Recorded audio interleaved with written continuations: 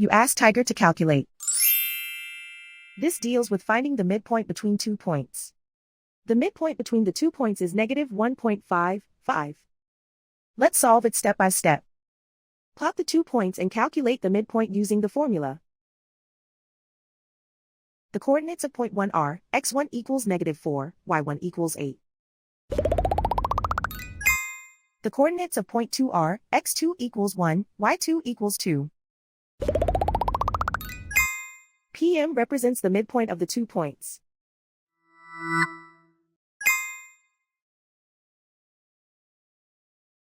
Use the x values in the midpoint formula to find the midpoints x. x1 equals negative 4. x2 equals 1.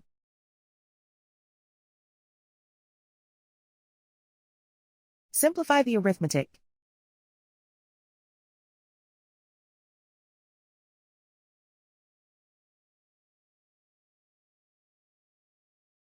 Use the y values in the midpoint formula to find the midpoints y. y1 equals 8.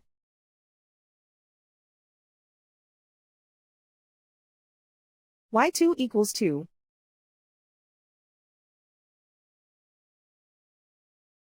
Simplify the arithmetic.